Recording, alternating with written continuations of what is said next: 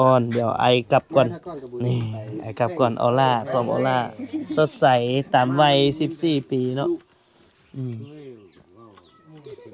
เดี๋ยวเมื่อบ่สุกนี่บ่อยากเมื่อเลยล่ะเฮ็ดอะไรบัดนี้อยู่กองช่วมมันมื้อที่2อ่ะไผนางอ่อนนี่บ่ออกมาเลยตอนเลยตอนเลยมาจะส่งดิได้ยินอยู่แม่นบ่อุ้ยน้ำมะกอกซะบ่นะได้ยินอยู่ก็เลยบ่ออกมาเป็นหมู่ครับนางอ่อนบ่แท้ๆจักปีละ13บ่ย้านบ่เป็นหมู่กับน้องอ่อนบ่ย้านหมู่เราคนนึงนั่นอายเราเอาเลยได้เจ้าบ่ย้านบ่เอามาสมมุติอายเราเอาอีกเฮ็ดอันใดอายเราโอ้บ่มักหมู่น้องอ่อนอีกเด้ว่าสิเฮ็ดอันใดบัดนี้เดี๋ยวพวกเฮาก็สิได้ออกเดินทางกลับแล้วเนาะมาเบาเสียงคนลงป่าเดี๋ยวถามอีกก่อนก็ทักทายสบายดีอีกครั้งเนาะพี่น้องอันนี้ชื่อน้องหยังน้องหยังลูกฮะน้องกุ้งเป็นหมู่ครับน้องอ่อนบ่แท้ๆจักปีละ13บ่ย้านบ่เป็นหมู่กับน้องอ่อนบ่ย้านหมู่เราคนนึงนั่นอายเราเอาเลยได้เจ้าบ่ย้านบ่เอามาสมมุติอายเราเอาอีกเฮ็ดอันใดอายเราโอ้บ่มักหมู่น้องอ่อนอีกเด้ว่าสิเฮ็ดอันใดบัดนี้เอาบ่คนบ้านนี้บ่เป็นหมู่ต่างวัยแต่ก็รุดลื่นเดียวปีเดียวเนาะ13 14มาปีกายนี้น้องอ่อนก็ยังน้อยๆนึงก็หาก็เยอะปีนี้อันนี้ก็ปีหน้าก็สิเยอะซ้ำนี้เนาะยังเฮียนอยู่บ่ลูกออกแล้วก็พากันออกไวเด้ไปเดี๋ยวเฮากลับก่อนบัดนี้ไปบ่สุกออกมาได้ไหมเด้อเอาก่อนลาก็ให้สบายดีอีกก่อนสบายดีอีกก่อนเดี๋ยวสบายดีแล้วก็ลาเลยเดี๋ยวไอ้กลับก่อนบัดนี้เนาะน้องอ่อนมาเดี๋ยวพาน้องอ่อนเดี๋ยวไอกลับก่อนนี่ไอกลับก่อนออร่าความออร่าสดใสตามวัย14ปีเนาะเดี๋ยวเมื่อบ่สุกนี่บ่อยากเมื่อเลยล่ะเฮ็ดอันใดบัดนี้อยู่กองช่วมมันมื้อที่2อ่ะไผนางอ่อนนี่บ่ออกมาเลยตอนเลยตอนเลยมาจะส่งดิได้ยินอยู่แม่นบ่อุ้ยน้ำมะกอกซะบ่นะได้ยินอยู่ก็เลยบ่ออกมาแล้วเป็นอะไรบัดนี้ย้านบ่ลืมเนาะบ่ย้านเนื้อแล้วบ่ตอนนั้นย้านมันบ่ย้านให้หยังย้านไอจับไปบ่กล้าปากแต่ตอนนี้กล้าปากเรียบร้อยไปฝึกอยู่ไสจังกล้าปากได้เห็นคลิปนำบ่บ่เห็นแล้วเห็นแต่ตอนนั้นคลิปเอื้อยเพิ่นเนาะตอนคลิปไปถ่ายเอื้อยเพิ่นตอนนั้นโทรศัพท์ยังเด้แต่ตอนต่อมาแล้วโทรศัพท์เหี่ยบ่เพล่ะเพยังอยู่บ่ซากบ่ลักฮักฟังมันนะยังอยู่บ่เอามาให้อ้ายเบิ่งดูมันเพแนวใดอ้ายเบิ่งได้เอาไปแปลงได้บ่แม่เอามาเบิ่งดูเอาไปแปลงได้บ่ให้ไอ้สุกซ่อมมาให้โอ้ยคันบุญฮอดสิเฮาเอาแปลงก็ได้ก็ให้ไอ้สุกไปซ่อมให้เอาตัวนี้ตัวเยอะอีกเนาะอันนี้เนาะมีแต่เอานี่ชื่อบังเลิกเป็นมัดเดี๋ยวไปถามให้เบาสุกไปถามเบิ่งค่าซ่อมโทรศัพท์มันสิเท่าใดถ้ามันแพงบ่คุ้มก็ทิ่มเลยเนาะซื้อตัวมือซิเลอร์อยู่กวางนู่นน่ะใส่เบาสุกเข้ามาในก่อนเดี๋ยวมาเกี่ยมล้ำลาได้บัดนี้ได้เบาสุกเอ้ยเฮ็ดอะไรเดี๋ยวนี้นี่อายสิฝากฝังน้ำน้องอย่างหนึ่งเพื่อ เพื่อได้มาแว่น้องอีกเธอใหม่เบิ่งโทรศัพท์น้องเพเอาไปฝากไปให้เขาจะเบิ่งอยู่รักษาให้ได้แปลงว่ะได้อันยังอยู่เนาะตัวอันนี้พี่เนาะมันเป็นอะไรอาการมันล่ะมันรับไปเจาะแบตเสื่อมแบตเสื่อมจอเสื่อมจอเสื่อมจอเสื่อมจอเสื่อมนี่ระดับ300,000ปลายเดี๋ยวโอ้คือโทรศัพท์น้อยใหญ่ตัวนี้มันก็ใหญ่คักอยู่เนาะขั้นไปเปลี่ยนจอนี่น่าจะประมาณอยู่บ่เกิน 1,000 บาทบ่เกิน 1,000 บาทจอมันเสื่อมเนาะจอมันเสื่อมเนาะบ่แม่นแซดหลายบ่คันไอซุกแบ่งมาให้แล้วนี่สิแซดหาแต่ไอซุกผู้เดียวบ่เซตบัดนี้เซตบัดเติมเน็ตให้อีกเติมเน็ตแล้วเขาไปแชทกับคนอื่นจ้อยมีโทรศัพท์เลยมีโทรศัพท์บ่มีโทรศัพท์ล่ะเงียบๆอยู่เนาะแชทบ่ได้แชทบ่ได้บัดมีโทรศัพท์แล้วผู้บ่าวแชทมาตึ้มเลยอันแสดงว่าอันให้ซุกเอาไปแปลงให้บ่ให้ไปแปลงบ่เอาตามความคิดของน้องว่าอยากใช้บ่ก็ยากเท่านั้นเนาะอยากใช้บ่ก็หมายแล้วเราสิกาฝากคนอันอื่นไปหาบ่ย้านไอ้ซุกเอาไปขายเลยวะย้านหายไปเลยบ่ไอ้ซุกบ่เอามาให้เลยจบบาทถึงแล้วก็คือแบตเตอรี่อันอื่นสิดีแม่เนาะมันน่าจะเกิดเทียบนะจอนี้เปิดแล้วมันดำขาวเลยมันเป็นอะไรอาการมันบ่ขึ้นเลยน่าจะจอเนาะเดี๋ยวเอาไปให้เพิ่นเบิ่งแล้วเบิ่งเดี๋ยวสิเอาไปเบิ่งก็เดี๋ยวคันเอาไปนี่สิได้บวกเป็นค่าดองไว้เป็นเรื่อยๆเลยได้ได้บ่บวกเป็นค่าดองเลยได้เอาจนว่าน้องพร้อมแล้วเบ้าซุกว่าสิแล้วก็มาบวกกันบัดนี้เบ้าซุกเฮ็ดหยังแด่ให้แล้วก็บวกเป็นค่าดองไปเลยพอหมูก็สิแม่นตุ๊บหมูเนาะบ่ซุกเนาะเพิ่นก็อันนั้นแหละดอกจ่ายเพิ่นก็บ่อยากเอาแล้วเนาะเคยเฮ็ดดองแล้วหมดเลยบ่เบิดแล้วติดลบอีกบ่เอาให้มอมให้ไอ้ซุกอันเอาไปเบิ่งให้เนาะเพื่อได้ใช้เนาะคันปะก็บ่ได้ใช้แล้วมันบ่เดี๋ยวคันว่ามันแปลงบ่ได้อีหลีก็แลกกระซ้ำให้เพิ่นแลกได้อยู่กับ3หน่วยนึงแต่เบิ่งนี่นะจ๊ะตามเบิ่งนี่มันดีหมดนะจ๊ะมันดีเบิดแปลง2เทื่อแล้วเนี่ยเปลี่ยนจอบ่ตะกี้ก็เปลี่ยนที่ห้องใช้ซะว่าใส่ซากนี่อันนี้ยังเพียนหน้าโจทีนี้เดี๋ยวไปเช็คเบิ่งก่อนบ่สุกถ้าว่ามันเกินราคาซื้อไม่ก็ย่าเนาะล่ะถ้าว่ามันราคามันเกินราคาซื้อไม่ก็เอามาส่งให้น้องเพิ่นเอาไว้ไปเปลี่ยนอันหม้อเปลี่ยนหม้อเปลี่ยนอันซ้ำเอาเดี๋ยวจะเอาโทรศัพท์น้องไปเบิ่งครับเอาไปเบิ่งเอาไปเปลี่ยนแต่ยังพงเอาไปซอย2เทื่อแล้วบ่ทำนี่น่ะสายซากอ่ะเป็นคนใช้ซากที่2ล่ะจอฟังแล้วว่าเราหมดเลยอยู่ๆดับปุ๊บเลยลองเอาไปเบิ่งมีหมู่คู่บ่แปลงโทรศัพท์พอมีอยู่เนาะพอมีคนฮู้จักเอาไปให้คนที่ฮู้จักสนิทกันมาจังฮู้ตัวจริงเขาเจ้าจังบ่ตัวเอาตามนั้นไปบัดนี้เอาไปเลยเด้อนี่โทรศัพท์นี่ให้มัดจำบ่มัดจำเอาไปแปลงให้ก็หวังว่าคงจะได้ติดต่อน้องเนาะเพราะว่าคันไปแปลงให้มันก็บ่เกินเดือนนึงดอกไอ้ก็มาแล้วก็มาใหม่ถ้ามันได้หรือบ่ได้จังไดก็เอามาส่งไปเบิ่งกันแล้วเอาไปเบิ่งก่อนแปลงแล้วก็ย่าคันมันเกินกว่าซื้อไม้หรือว่าบ่คุ้มกับซื้อไม้ก็บ่เป็นหยังเดียวให้คันซื้อไม้ให้บ่สุกซื้อมาให้เลยแล้วก็แบบเป็นขะดองเลยหั่นนะคือเก่าแหละคือว่าเอาไปเด้อเฮาวันนี้ออกเด้อมันค่ำเด้อน้องหลาเด้อเอาขอบใจไอ้ซุกนำขอบใจไอ้ซุกนั่นนะได้ไปพี่พ่อแม่อันนี้หมู่ของไม่เท่าแม่สำน้ำหนักนี่เด้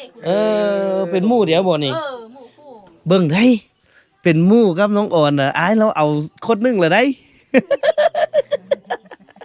ยังน้อยใหญ่มาใหญ่ฮอด15 ปีแล้วอ้ายเราเอาอีก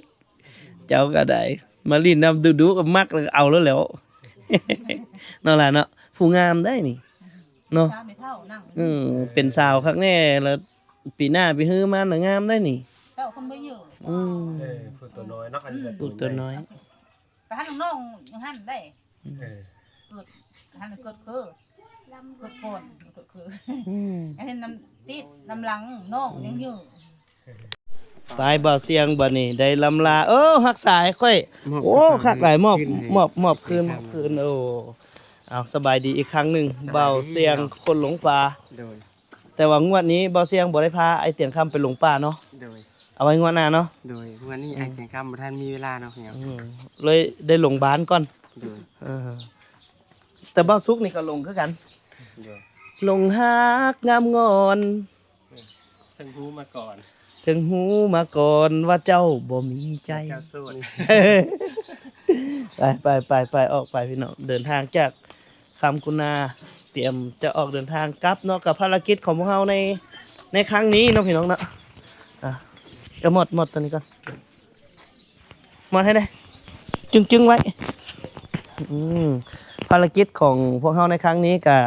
มีหลายอย่างเนาะบอกว่าจะเอาอุปกรณ์เอาของฝากของตอนจากผู้ใหญ่ใจดีจากเชียงรายเนาะไปมอบให้กับน้องแอนนาอยู่ที่บ้านกวางเนาะแล้วก็เอาอุปกรณ์ของเพื่อนไปมอบให้ทางโรงเรียนมัธยมนาแจงเพื่อนก็ดีใจหลายพี่น้องแต่ว่าสิ่งที่มอบไปนั้นมันก็ถือว่าเป็นน้ำจิตน้ำใจที่เพื่อนดีใจแห้งเลยเนาะโดยเฉพาะแม่นแบดมินตันที่เพื่อนบ่เคยเล่นเลยเนาะแล้วก็เป็นกีฬาชนิดใหม่ที่ชุมชนของเพื่อนจะได้เล่นนักเรียนของเพื่อนจะได้เล่นเนาะแล้วก็สิ่งที่ยังขาดเพราะว่าพวกเราบ่ได้เอามานั่นก็คือวอลเลย์บอลเนาะหรือว่าบานตีแล้วก็หมากกระเตาะหรือว่าตะกร้อที่เพิ่นยังต้องการอยู่เนาะก็หวังว่ามาโอกาสหน้า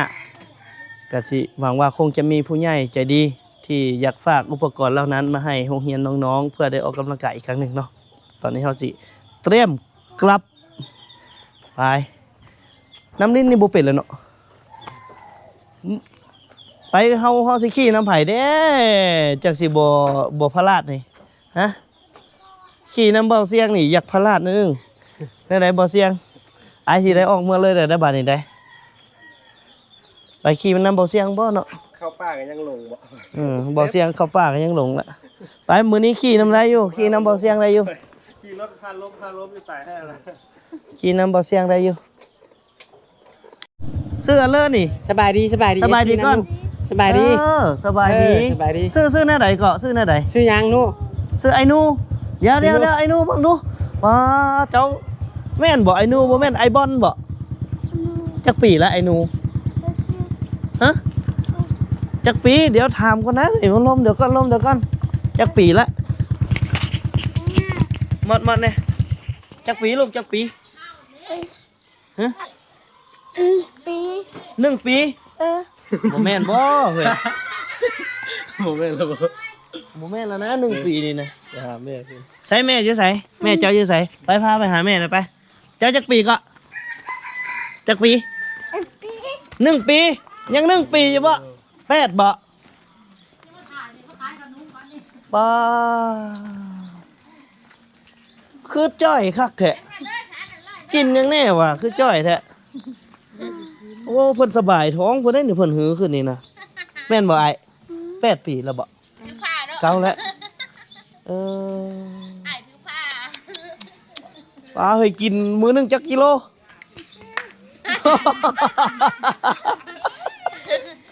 โอ้ไอ้หนูนี่อ๋อคือตุ้ยมาแต่น้อยเลยบ่แบบว่ามันน่าจะกินหยังกระทึกซีนทึกหนังบ่เนาะ มาเป็นนะท่าน เออ โมเมนต์ที่มันตุ้ยก็เกิดมาเป็นนะท่านเป็นน้อยมากเป็นนะ อืมไปเฮากลับ เดี๋ยวมื้อหน้าจังมาเยี่ยมยามมันสาวเขียนพร เด็กจะไปโรงเรียนเนี่ยดี อ๋ออันน้องอันนั้นไปโรงเรียนเนาะน้องไอ้หยังก็น้องบัว เช้าก็ไปสอน สอนนักเรียนได้สอนเด็กน้อยได้อยู่เรียน แม่นว่ะ เว้ยบ่เรียนนี่เด้ ไป เว้ยอยู่ เอาแล้วเป็นครูบ่ ครูสอนเด็กน้อยเด้ โอ้ยวันนี้ก็ เรียนนั่น นักเรียนหลายบ่ฮะ นักเรียนเด็กน้อยได้สอน สอนเด็กน้อย แม่นสอนอนุบาล สอนประถมอนุบาลวะไปมาว้ายได้เป็นครูบ่สิบ่ซื้อขนมไปให้นักเรียนเพิ่นบ่ซื้อนมบ่ไปเบิ่งนักเรียนเพิ่นก่อนเนาะสบายดีทางในครูเนาะเดี๋ยวขึ้นมาพี่ก่อนหน่อยหนึงมาพี่ก่อนมาพี่แม่นึงกัน ให้น้องมันไหมมาแล้วไหม มาได้สิหาแนวมาซอยเหลือโรงเรียนนี่โอ้ครูอาจารย์ก็ได้ บอกอะไรไหมบอกอะไรให้หานี่ คือตากล้องนี่เดี๋ยวมาพี่ก้อนตากล้องอย่าเฝ้าไล่แต่สาวคู่ไหล พูดไปสะพัดกับผมหน้าไหมสะพัดผมหน้าคุณเด้ เดี๋ยวถามอยู่นี่ก่อนก็ได้อันปกตินี่เฮาก็มีมักบานมีหยังอยู่บ่ มีอยู่เนาะแต่ว่าเดี๋ยวเอาไว้โอกาสหน้าเดี๋ยวสิเอาอันมักบานมาย้ายเพิ่นเมื่อกี้นี่แหละเอาไปให้โรงเรียนมัธยมก่อนพอดีอันมางวดก่อนแหละเพิ่นว่าต้องการอันอุปกรณ์เพื่อมาเสริมกันหั้นนะก็เลยเอามาให้เพิ่นก่อนที่แรกก็ว่าอยากแบ่งออกเป็นโรงเรียนละหน่วยโรงเรียนละใดแล้วมันผู้ดีกระเทินก็เลยเอาไว้เทื่อหน้ามาแล้วจังเอามาแบบเฉพาะเจาะจงเอามันจังบ่ยากก็บ่เป็นหยังดอกมาแว่คือเห็นเด็กน้อยแล่นลิ้นหลายๆนะก็เลยนักเรียนอนุบาลสบายดีโอ้ไปเดี๋ยวขออนุญาตเอาพี่กันหน่อยนึงขออนุญาตเด้อโอ้ยสาวคู่อนุบาลกับพบบ่ละแล่นหนีแล้วสาวคู่ก็ได้ไปแล้วบ่สอนนักเรียนแล้วบ่เตียงก็ต้องขออนุญาตเนาะต้องขออภัยหลายๆแล้วเฮ็ดได้สิอันเอาของลิ้นมาให้เด็กน้อยอนุบาลได้บัดนี้แสดงละครสั้นอยู่ตรงหน้าเจนนี่ คักเลยเนาะ อะไร สบายดี เอาคิดหาจันทวงศ์ ป้าแต่ไม่อย่างกันบ่แม่นพิธีกรบ่เป็นผู้สัมภาษณ์เป็นตากล้องว่ะอยู่อันนี้ขออนุญาตถามอาจารย์ถามครูเลยว่าอยู่โรงเรียนเฮานี่ครบป .5 เนาะ ครบ ป .5 แล้วส่วนใหญ่อันนี้เว้าเรื่องอุปกรณ์กีฬาซะตัวใดที่น้องๆนักเรียนชั้นประถมเฮาลิ้นเด้ อ๋อเป็นบานเตะเป็นกระตอ เนาะ เป็นบานเตะเป็นกระตอ ก็ส่วนใหญ่ก็สิแม่นทอดแต่ตอกับบานเตะนี่แหละ แม่น ฮอดป .5 เนาะ ครับ เพราะว่าบานส่งนี่จะเป็นรุ่นใหญ่มัธยมละเมื่อกี้นี่ก็เอามาจำนวนน้อยนึงเนาะเอามากับบิแบ่งไปหลายบ่อนแล้วก็เลยยังโรงเรียนมัธยมพันก่อน จ้า เฮาก็บ่ทันได้มาสัมภาษณ์เบิ่งหั้นนะพี่น้องก็เลยยังบ่ทันได้ฮู้ว่าตัวใดเป็นตัวใดยังอยู่นี่จะมีโรงเรียนประถมนาแจงเนาะอันนี้เนี่ยแม่นประถมคำกูนา แม่น แล้วก็มีประถมบ้านกว้าง แม่น มี3โรงเรียนแต่ว่าบ้านกว้างนี่สิน่าจะบ่ฮอดป .5 ละ แม่น อยู่นี่สิเป็นจุดหลักเลยเนาะครูเนาะ เดี๋ยวสิอยู่มันนี่ซั่นเพราะว่ายันสิเป็นโรงเรียนมุนบางเทื่อซื่อบ างเทื่อเพราะว่านักเรียนมันน้อย ๆโรงเรียนน้อยเขาน้ำมือเลย นักเรียนน้อยครับ กว้างไปมาแล้วเนาะ ไปมาแล้ว ก็เอาบานให้เด็กน้อยอยู่ตามกลางบ้านนั่นแหละให้เขาเจ้าเตะเห็นเขาเจ้าอันอยู่ทุ่งนานะเห็นอยู่ทุ่งนาก็เลยเอาลูกบานให้เพิ่นนักเรียนทั้งเบิดจักคนครู ประถมนี่70ครู4ครู3รวมทั้งหมดทั้งห้องเกียมเป็นครู4ยิง2นักเรียนทั้งหมดขาดประมาณ80ปลายกว่า ก็ค่อนข้างเอาหลายอยู่สถิติเพิ่มขึ้นเพิ่มลง มันก็แล้วแต่ละปีเนาะแล้วแต่แต่ละปี ค่าแต่บันกว้างนี่ค่อนข้างคือว่าจะยุคแท้มันน้อย มันน้อย ส่งเรียนวันมาแล้วบ่มีป .5 เลยเด้ปีนี้ยังมีอยู่4คน คันออกมาพีกับผัดไก่ แม่น มันยากคือเด็กน้อยซ้ำป .5 นี่มันก็อายุเท่าไหร่10บ่เกิน11 แม่น บ่เกิน11 ปี 10ปี11ปีก็ข้างห้อง มัน สลายก็10ปี 10 ปี แต่สมัยบ่เตียงเฮียนนี่10 ปีมันปหนึง แม่นๆๆมาว้าวเยอะเลย10 ปีกว่านึง 10 ปีหรือว่าน้อยสุดละ8 ปีนะตอนนั้นเนาะน้อยสุดละ8 ปีน้อยสุด รุ่นเอามือก่อนหูพุ่นแล้ว ก็อยากส่งเสริมทางด้านกีฬานี่แหละพี่น้องก็อยากค่อยๆเอาให้บ่อนเล็กบ่อนน้อยเนาะหน่วย2หน่วยก็ปันกัน จะ ปันกันพอให้เด็กน้อยยั่วเด็กน้อยมาเฮียนว่าซั่นซะ ทีมงานเฮาได้มาพัฒนาสะดวกก็จับถือมาให้น้องๆนักเรียนได้ มาแล้ว น้อยเด้อ มาเฮ็ดกิจกรรมเลยเนาะ จ้ะ ให้น้องๆแบบว่าจัดทีมกันบ่สิให้น้องๆเขาเตะให้พวกเฮาเบิ่งเลย เพื่อผู้ใหญ่ใจดีเพิ่นก็เห็นเด็กน้อยลิ้นเพิ่นก็สิดีใจแล้วก็อาจจะอยากให้ตึมหั้นนะแต่ในครั้งนี้ก็ต้องขอขอบพระคุณทางผู้ใหญ่จากเชียงรายที่เพิ่นก็มอบอุปกรณ์กีฬาจำนวนหนึงมาเบาเตียงก็เอาลงโรงเรียนมัธยมเนาะแต่ว่าประถมนี่ก็จะเป็นลูกบอลน้อยๆก็ส่วนใหญ่ก็ลูกบอลนั่นแหละที่จำเป็นมักบานยั่วเด็กน้อยมาเฮียนได้ แม่นๆ เขาเจ้ามาเขาเจ้าได้ลิ้นเขาเจ้าก็อยากมาเฮียนเวลาพักผ่อนเนาะครูเนาะ ๆแม่น เอาจังไดโอกาสหน้าเด้อ ๆเจ้า โอกาสหน้ารับปากโอกาสหน้าถ้าได้มาก็สิหิ้วจักหน่วยจักใดมา บ่มีแนวส่งเสริมเขา แม่น โอเคขอบใจ ไปตากล้องเอาไปทางไหนบ่นี่ได้เบาเสียงดีๆเบาเสียงเบาเสียงดีๆเด้อเบาเสียงโอ้โหเบาเสียงนี่โอ้ยโอ้ยเดี๋ยวโอ้อันตรายเบาเสียงนี่ขับดีๆนะแม่เฮ้ยว้ายเจ้าสิทำลายไอ้ทางอ้อมบ่นี่เบาเสียง ไม่ได้ทัดทิพย์แล้วไม่ได้ว่าที่บ้านมาทางงาน นั่นแหละ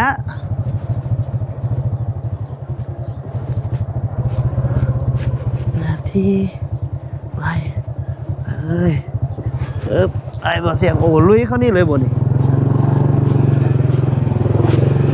โอ้ซ้ำเดียวกับเบาสุกมาทางนั้นน่ะ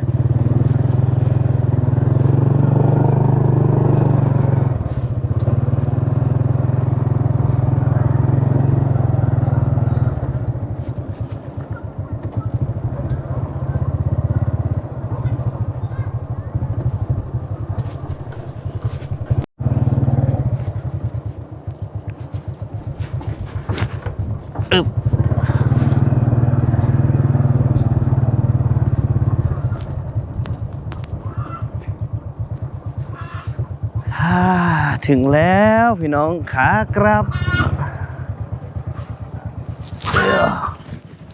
มาฮอดเป็นที่เฮียบห้อยพี่น้องไอ้กะขอบใจทางเบาเสียงคนลงป้าที่พาไอ้เตียงคำเนาะเป็นเลาะฮอบบ้านโอ้เห็นหลายบอลแต่ว่ายังมีอีกจุดหนึ่งบ่สิพาไปบ่ยังมีอยู่เนาะ ก่อน จุดใด เดี๋ยวกินข้าวเที่ยงก็คือขับไปแว่บ้านน้าเจงคือ วันน่าแจงอีก โดย มีไม่หยังให้ไอแว นี่กะถ่ายคลิปนำสาวเนาะ โอ้ สาวน้าเจง มีสาวน้อยแจงอีก ยังสูตรโดย โอ้สาวน้อยยังโสดอีก โดย ว้าบ่สุกบ่เสียงสิพาไปหาสาวน้าแจงอีกไดสาวน้อยยังโสดโอ้โสดแท้บ่หรือโสดเทียม สูตรโดย โสดจริง โดย ๆเอาเดี๋ยวรอเบิ่งติดตามเบิ่งใน EP ต่อไปพี่น้องเอ้ยว่าเบาเสียงคนลงป้าเพิ่นสิพาเบาแต่คำไปเบิ่งเพิ่นว่ามีผู้สาวซ้ำน้อยอยู่หน้าแจงว่าอยากให้ไอ้เตียงคำไปเล่นน้ำไปทำความรู้จักว่าสิเนาะเดี๋ยวรอติดตามเบิ่งใน EP หน้าพี่น้องสำหรับ EP นี้บ่เตียงขอลาไปก่อนเด้อพบกันใหม่ขอบใจหลายๆคลิปหน้าเจอกัน